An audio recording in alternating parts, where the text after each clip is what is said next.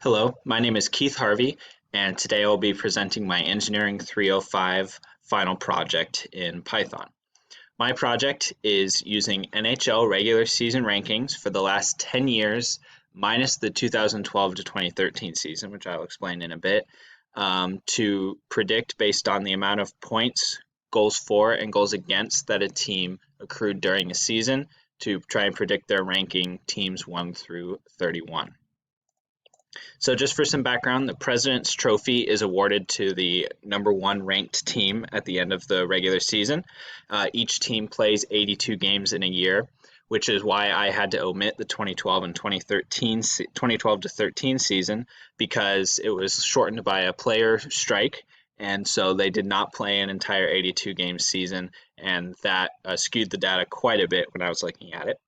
And just for some extra background, points are awarded like this: 2, 1, and 0 for teams in every game. The data was collected from hockeyreference.com, and it is read by a Python code from an Excel table. Here's the Excel table. So I have rank, points, goals for, and goals against. For example, this was the last full season completed. So the Tampa Bay Lightning were first in the league. They won the President's Trophy. They scored 128 points. They scored 319 goals and got scored on 221 times. Here is the Python code for the first part of my project. So as you can see, there are 272 team sets taken, so rank, points, goals for, and goals against.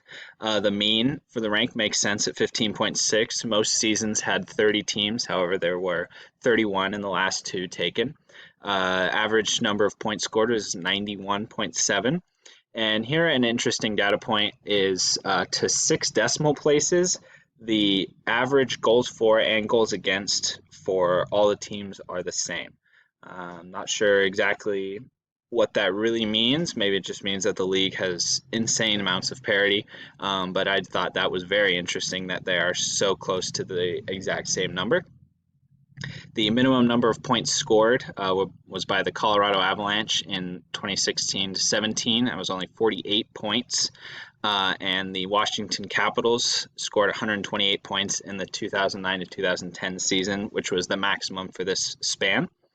And the goals for max is 319, min is 150, and goals against max is 301, and min is 155. As you can see, they here and here, they're all integer numbers in the Excel table. Here you can see the counts for the numbers. So for the rankings, it makes sense that all of them but 31 have 9 because I took 10 years minus the 12 to 13 season, and there were only 2 years with a 31 team league. The points, the most common point scored was 100. And then as you know, it goes down, most of them only occurred once. And then most common goals for was 199 and 219. And then as well, goals against 228 and 216, which same as the means being almost exactly the same, it just shows how equal the league is, that so many different teams throughout the 10-year span scored much of the same statistics throughout the season. Here you can see a simple regression plot comparing the total rankings to the total points. So as you can see here, rank 1 is right here on this line. This is the 128 point season by the Washington Capitals. And then all the way back up to 48 points was rank 30 for the Colorado Avalanche.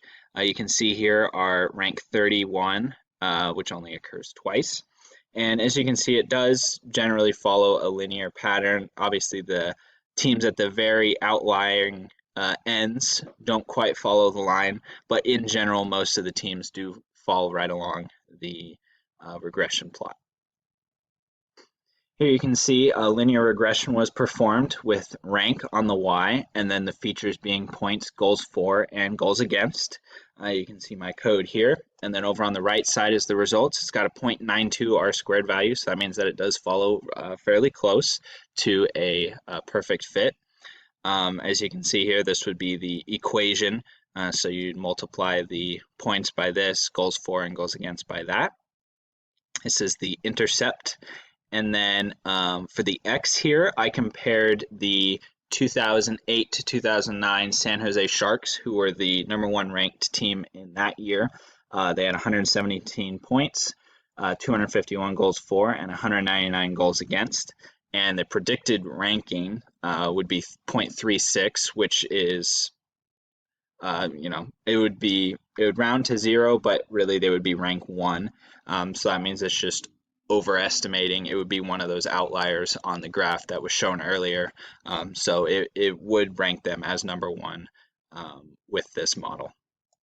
Here you can see a pipeline estimation model, and the pipeline comes out with a 0.94 R-squared value, which means it would be closer to linear than the linear regression shown earlier.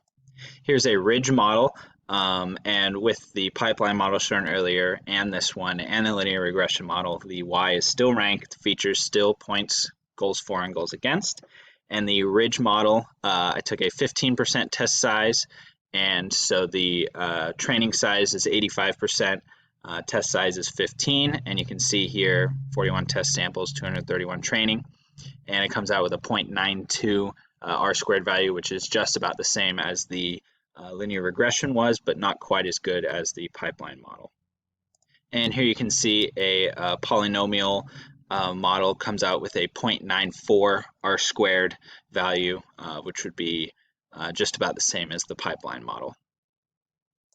And here, since the pipeline model was the best performing for my data set, I went back and tested it against the San Jose Sharks data point from the linear regression one. And as you can see, it's a predicted -2.3, which obviously would not work in the rankings. So my guess is that this model works very well for the teams in the general range, but for outliers it does not work quite as well, which is something interesting. So this would be useful more for data sets with no outliers, would probably be able to be more accurate, but you might want something like the linear regression model, which did have a 0.3, which is much closer to 1, and had a worse R-squared value, but it seemed to be able to deal with outliers better. Welcome to the end of the project. As was shown in the video, the pipeline model had was the best based on the R-squared value, but it seemed to not handle outliers quite as well.